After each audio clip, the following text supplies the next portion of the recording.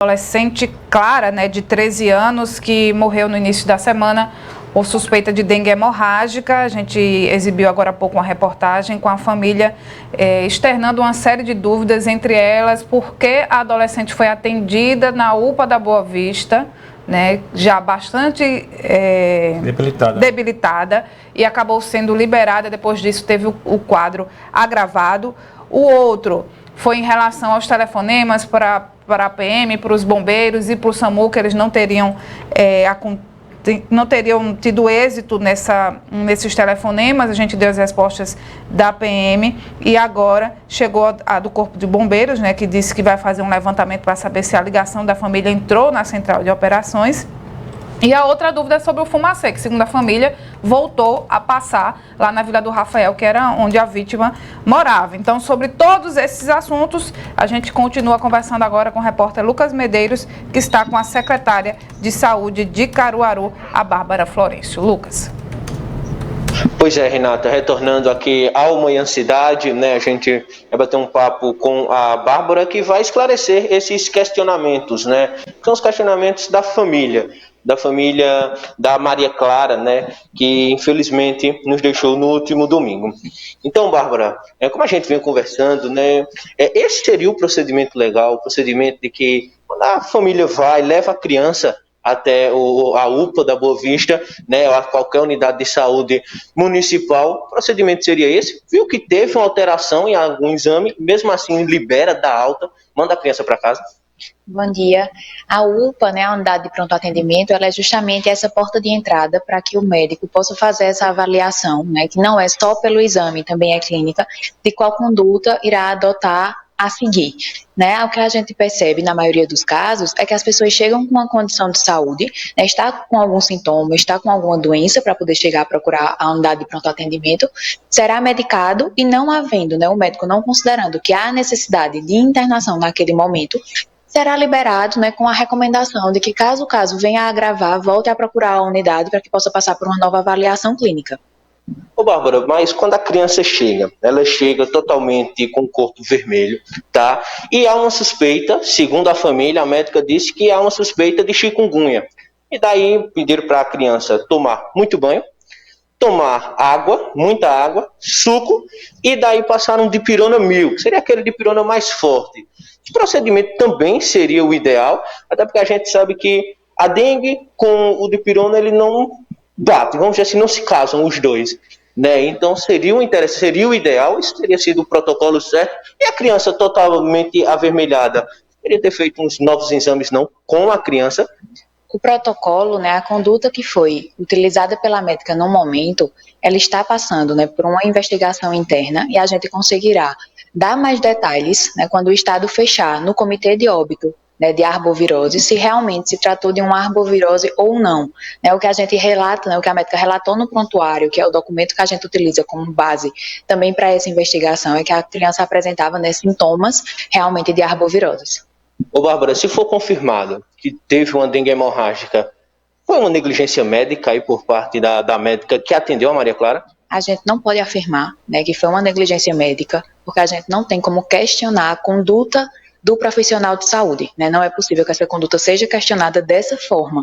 Então, eu não tenho como chegar aqui e afirmar que foi uma negligência ou não, né? Havendo o resultado do comitê estadual, a gente dará prosseguimento às investigações internas, o caso será apurado e caso dentro desse procedimento seja identificado como negligência, né, haverá as punições adequadas. Há outro questionamento também da família, que é a questão dela estar sentindo muitas dores e apenas darem soro para a criança na unidade hospitalar do bairro Boa Vista. E ela, da forma que ela entrou com as dores, ela saiu. Seria o ideal? Não seria que a menina teria que ser medicada, neste momento, para que pelo menos as dores passassem? O que acontece muitas vezes é que no momento do soro, né, a família vendo visualmente, imagina que seja só soro, né? Mas todo o prontuário da paciente, que é o que está nessa questão desse procedimento interno, vem relatando quais foram os medicamentos que foram utilizados no momento que a paciente deu entrada na UPA, né? E como a suspeita era realmente de uma arbovirose, pelas dores, né? Talvez uma chikungunya, então foi o procedimento que a médica considerou como adequado para o momento. No sábado, a criança acabou tendo uma piora maior do que a da sexta-feira e a família acabou ligando para o SAMU, né, e também outros números de urgência. No sábado, a rede não pegou. Segundo a família, segundo Dona Natilúcia, não pegou e só dava rede ocupada. Aconteceu algum problema no sábado com esse número 192 do SAMU? Não, no sábado não teve nenhum problema, né, com o número 192 do SAMU. Sempre que há alguma queda no sistema de pronto atendimento do SAMU, né, de imediato nós já comunicamos a toda a imprensa para que a imprensa possa divulgar o número que será utilizado enquanto a gente consegue restabelecer a rede. O que a gente passa para a população é que o SAMU Caruaru é um SAMU regional que atende mais de 40 municípios. Então, o que pode acontecer algumas vezes é de o paciente ligar e naquele momento a rede está ocupada porque está em outra chamada, assim como uma rede de telefone normal, né? Então, a gente pede que a população aguarde um pouquinho e volte a ligar para o SAMU para que possa fazer seu atendimento. E o que chamou mais atenção na história toda foi o Fumacê, né? A família disse que há cerca de 4 anos não tinha o carro do Fumacê, não passava o carro do Fumacê lá na localidade, lá no bairro, na vila, lá do Rafael, e após esse acontecimento, passando alguns homens, né, como se tivessem um inseticida e fazendo toda aquela questão apenas no quarteirão da rua da casa dela. Isso é um procedimento. O Fumacê realmente voltou, já que a informação que nós temos é que ele estaria fora já há um bom tempo. A gente precisa diferenciar para a população, né? O Fumacê, que antigamente era utilizado, aquele carro que passava com uma grande quantidade de fumaça, e o que hoje é utilizado, que são bombas nas costas dos nossos agentes de endemias, que são responsáveis por cuidar dessa parte, para fazer bloqueio.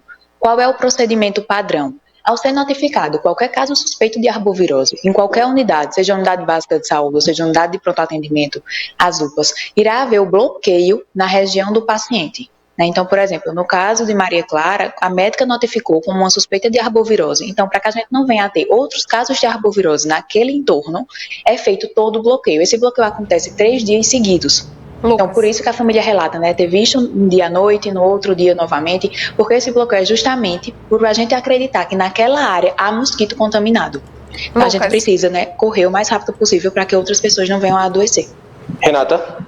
Lucas, pergunta à secretária, por favor, também, se o pessoal está dando uma olhada nos reservatórios das casas, ali naquele trecho do Rafael, porque a gente recebeu algumas fotos, né, de cisternas abertas, de caixa d'água aberta, se eles vão fazer ali um mutirão naquele trecho. Sim, a gente já divulgou, né, o calendário de mutirão dessa próxima semana, inclusive amanhã estaremos no bairro Morada Nova. A vigilância epidemiológica, em conjunto com a vigilância ambiental, eles fazem um mapeamento da cidade, de onde são os pontos mais críticos de notificações de arboviroses. É uma doença que é sazonal, então nós estamos vivendo essa doença agora. O último surto que nós tivemos foi há 6 anos, então com 5 anos tende a se repetir, né, cientificamente um número maior de casos, e a gente já iniciou há mais de um mês esses mutirões, vem realizando nos bairros. Agora a gente pede, né, a gente faz esse apelo à população. Não adianta, né, os agentes de endemias estarem tentando fazer o trabalho se a população não colaborar, se a população não estiver abrindo as portas. A gente está com um número de mais de 50% das casas onde os agentes de endemias não conseguem fazer a visita justamente porque a população não tem o interesse em abrir a porta. Nós já procuramos fazer, né, como por exemplo, amanhã, um dia de sábado, onde nós entendemos que o maior número de pessoas vão estar em casa para que esse trabalho possa ser realizado. E para o combate à arbovirose, são 2 tipos de controle, né? O controle, que é o que a gente faz, que a gente chama de controle químico, que é o que a gente vai até a residência, coloca o veneninho na caixa d'água, na cisterna, e o controle mecânico, que o agente de endemias e também os agentes comunitários de saúde fazem na residência, que é o controle justamente de tampar a caixa d'água, virar a garrafa, tirar o pneu. Agora, esse controle mecânico é o que a gente pede à população. Não adianta, né, a gente fazer esse trabalho se a população não manter. A gente precisa dividir essa responsabilidade com a população também, porque a Secretaria de Saúde sozinha não vai conseguir, né, garantir que a gente não tenha um novo surto de arbovirose se a população também não nos ajudar com o controle mecânico. Bárbara, a gente agradece a sua participação aqui no Manhã Cidade. Então, uns questionamentos aí feitos pela família, né, pela família da Maria Clara, pela tia, pela avó, pela mãe, a dona Geri Lúcia, né, acabou sendo esclarecidos aqui pela Secretaria de Saúde do município. Mário, Renata. Obrigada, Lucas. Obrigada, a secretária também, a Bárbara Florencio. E a gente fica no aguardo, né, do resultado desse laudo, né, que foi enviado, segundo o Hospital Humberto Vitalino, as amostras aí para o LACEN, para confirmar realmente qual foi a causa da morte da Maria Clara. E, segundo a secretaria, está havendo a partir desse laudo, vai haver uma investigação administrativa e, se houve negligência, todos os processos e passos em relação a isso vão ser tomados, né? Se houve negligência, alguém precisa ser punido, afinal de contas, um adolescente, né, no início da vida, acabou morrendo, né? E a família, com toda a razão,